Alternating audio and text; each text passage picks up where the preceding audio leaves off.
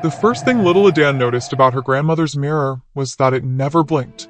She was 7 years old the first time she saw it, really saw it, standing in the hushed darkness of Grandmother Yowanda's bedroom. The mirror was ancient, its obsidian frame carved with faces that watched her back, their hollow eyes following her as she tiptoed closer. The glass was too deep, too black, like staring into a well at midnight. At first, it was a game. Adan would press her small hands against the cold surface, giggling as her reflection mimicked her. She'd stick out her tongue, make silly faces, twirl in her ruffled nightgown, and watch the little girl in the glass do the same. But then, the reflection started winning. One evening, as the harmattan winds howled outside, rattling the louvers like hungry spirits, Adan stood before the mirror, breath fogging the glass. She stuck out her tongue. The reflection stuck out its tongue. She looked away just for a second, to grab her doll. When she glanced back, the reflection was still smiling. Not just smiling, grinning. A wide, wet grin that showed too many teeth. Adan froze. The reflection tilted its head. She hadn't moved. "Mirror," she whispered, voice trembling. "Mirror, who's the fairest?" The glass fogged over, as if something inside had exhaled. Then, in a voice that was almost hers, but lower, stickier, like honey left in the sun too long, it replied, "You are my darling." A pause. The reflection's eyes darkened. "But you could be more." Adan screamed. Grandmother Yowanda came running, her cane thumping against the wooden floor. By the time she reached the bedroom, the mirror was still. Just glass. Just a reflection. "Adan? What is it?" The little girl couldn't speak. She pointed. Grandmother Yowanda's face went ashen. She grabbed Adan's wrist, her grip like iron. "You must never speak to it again," she hissed. "Do you understand? Never." That night, Adan lay awake, listening to the wind scream against the house. Somewhere, deep in the dark, she heard it, a faint tapping, like fingernails against glass. When the sun rose, they found Grandmother Yowanda in her rocking chair, her knitting still in her lap. Her face was gone, not torn, not cut, peeled, as if something had licked it clean off the bone. The mirror was missing too, but in the dust where it once stood, a single word had been traced by an unseen finger. More. The first thing people noticed about Adana Okeke wasn't her beauty, it was how their own reflections dimmed in her presence. She walked into rooms like a blade being unsheathed, all gleaming edges and calculated light. Men's pupils dilated when she passed, their throats bobbing as if trying to swallow the sight of her whole. Women touched their own faces unconsciously, fingertips pressing into their cheeks as if checking for cracks. Her beauty wasn't natural. It was a deal. 3:03 a.m. The ritual. The mirror demanded 3 offerings every night. Light, 7 black candles, their wax mixed with the ashes of old love letters. The hotter the passion burned, the brighter she'd glow.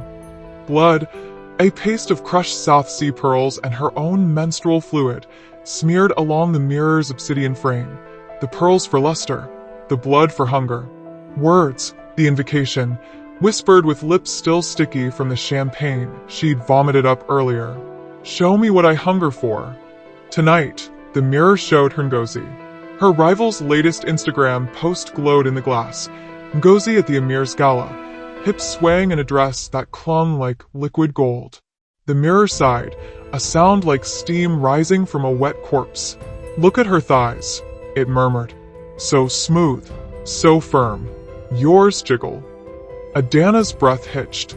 She hadn't noticed before. But now, the glass rippled. Her reflection dissolved, replaced by a grotesque parody, her own legs, but dimpled, the skin puckering like spoiled fruit with every step. "We should fix that," the mirror purred. By sunrise, Adana was in Dr. Bello's operating room, her thighs pumped full of saline and regret. The price of perfection. No one knew what Adana sacrificed for her beauty. Her fingerprints, the mirror took them first. "No one must know you touch me." Her voice's lower register, gone after she begged for a sultrier tone. The memory of her first kiss. The mirror wanted the heat of it, the wanting, but the worst cost? The cravings. After each ritual, she'd wake ravenous, her teeth aching for things that weren't food. The scent of a newborn scalp. She once licked a stranger's baby in Silverbird Galleria. Tears. She collected them in vile necklaces, sipping when her skin looked dull. Other women's laughter. The mirror insisted it, tightened her jawline. Her Instagram was a carefully curated delusion.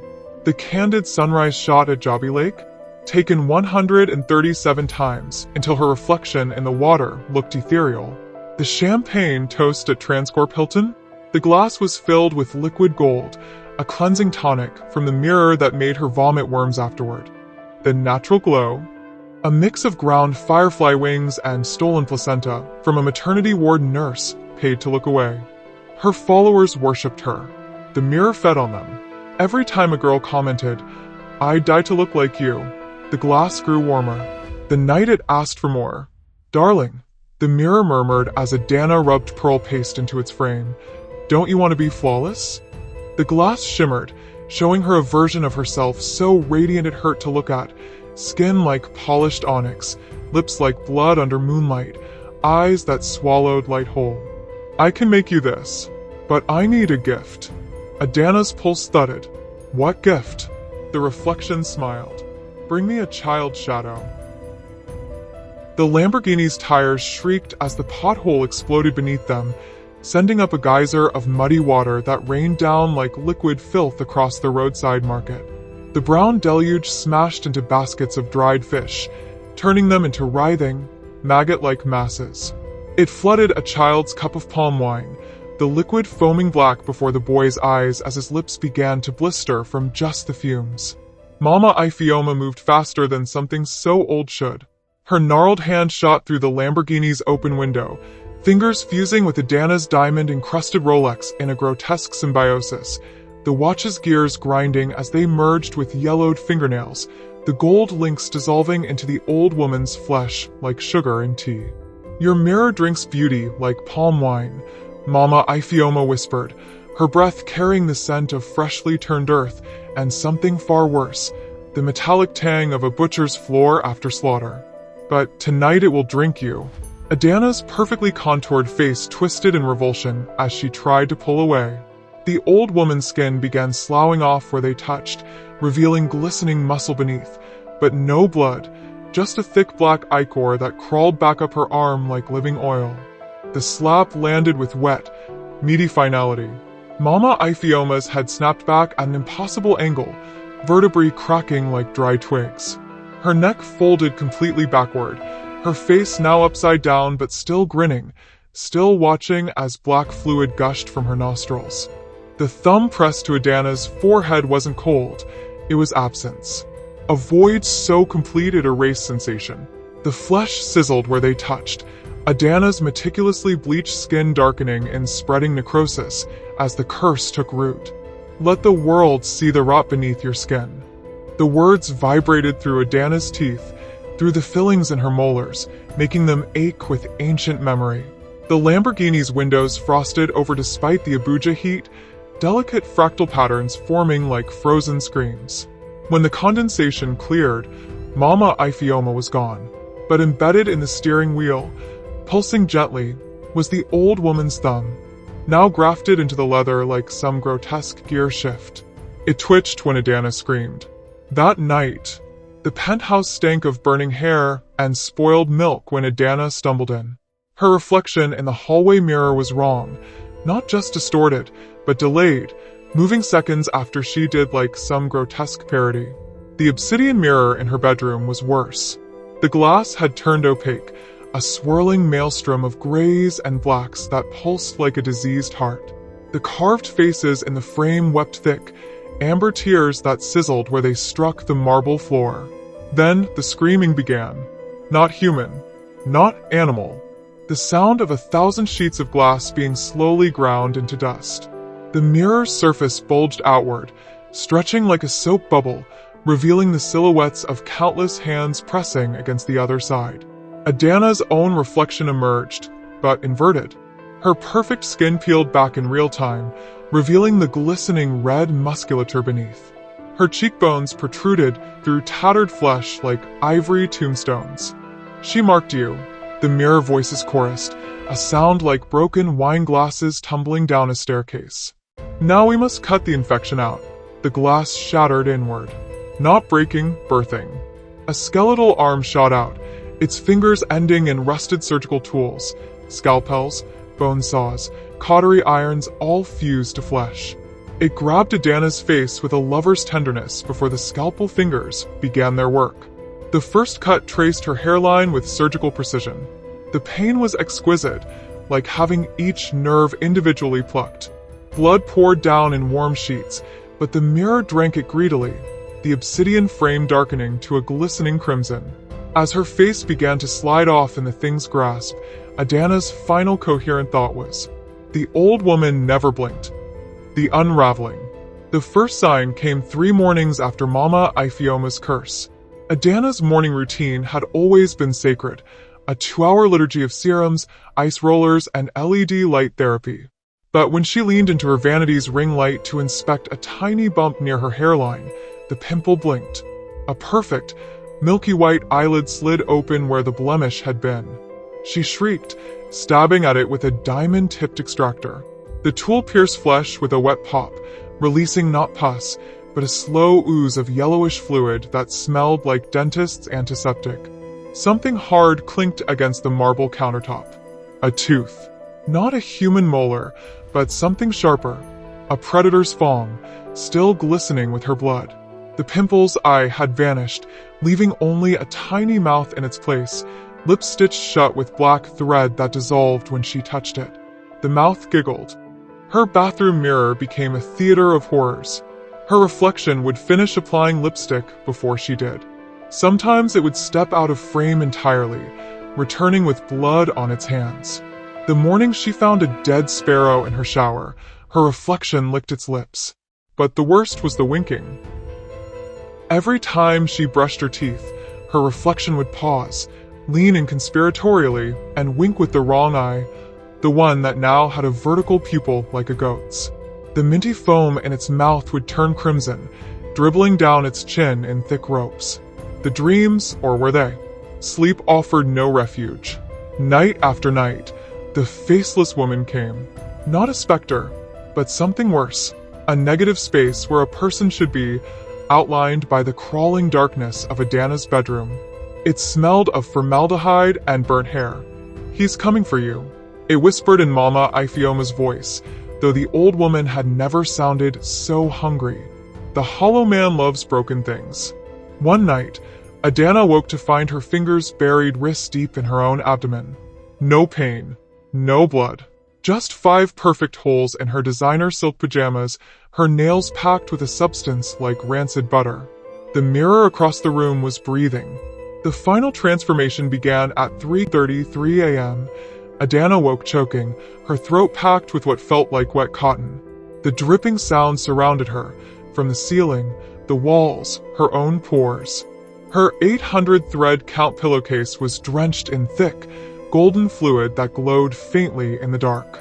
When she touched her face, her cheek came away in her hand, not torn, but overripe, the skin splitting like a mango left in the sun too long. Beneath, pulsating strands of muscle threaded through with something metallic, like gold wires suturing her together from within. The mirror's laughter was a physical thing, shards of glass tinkling in her lungs with every breath.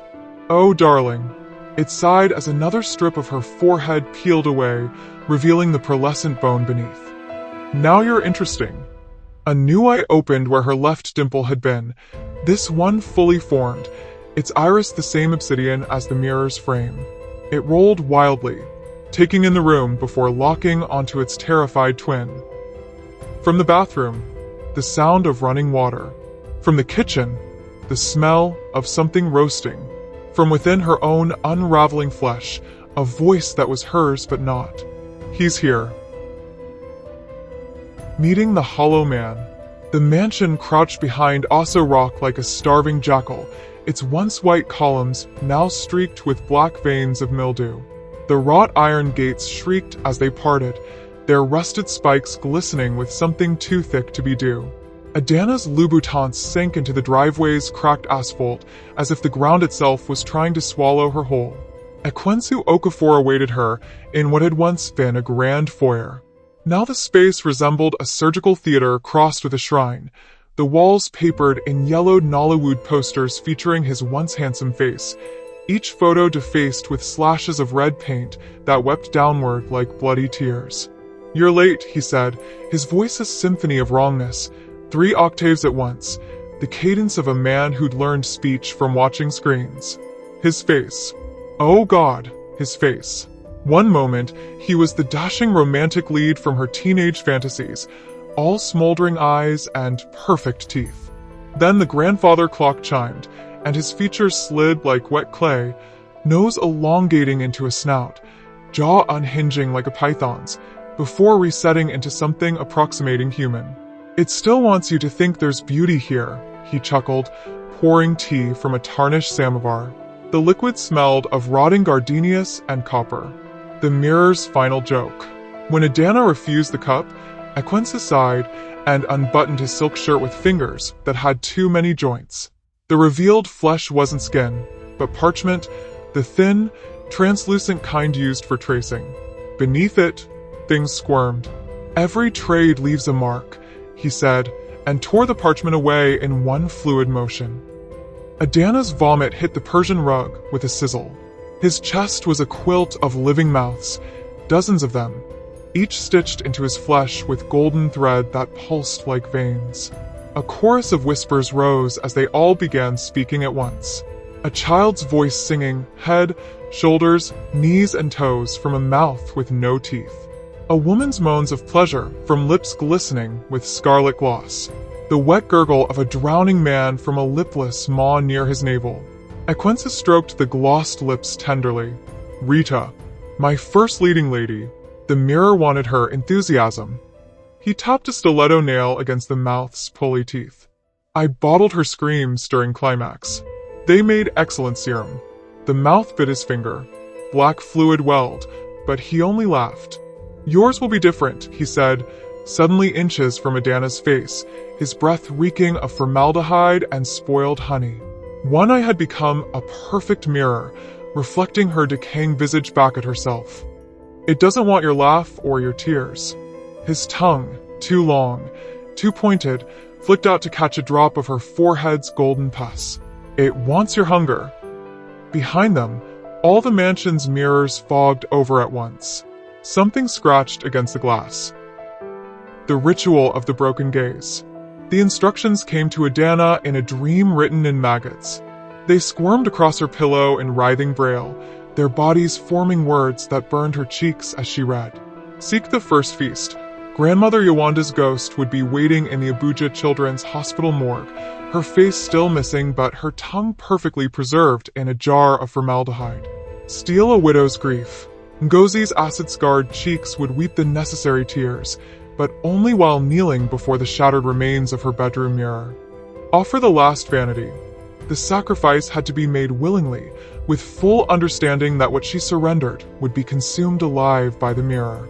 Adana woke with a taste of copper in her mouth and the 3 tasks carved into her thighs in raised, angry welts. 1. The first feast, morgue at midnight. The hospital's basement smelled of spoiled milk and industrial bleach. The mortuary fridge hummed a lullaby in a language that made Adana's teeth ache. Drawer number 17 slid open with a wet gasp. Grandmother Yowanda's corpse was perfectly preserved, except for the gaping void where her face should have been. The skin around the edges curled inward like burning parchment, still smoking faintly after all these years. A mason jar rested on her chest, sloshing with amber fluid. Inside, a tongue floated, not dead, but dormant, twitching occasionally as if tasting the air. "Lick it," whispered the corpse's hands, which had somehow interlaced themselves over its empty face in a mockery of modesty. When Adana pressed the jar to her lips, the tongue latched on, thrusting down her throat with obscene vigor. Visions exploded behind her eyes. A 7-year-old girl, her mother, standing before the mirror. The reflection stepping out to embrace her. the wet, rending sound as it peeled the child's face away like a grape skin. The tongue retreated, leaving Adana gagging on the aftertaste of decades-old screams. 2. The widow's grief, Ngozi's apartment. Ngozi's once luxurious Ikoyi apartment now resembled a crypt.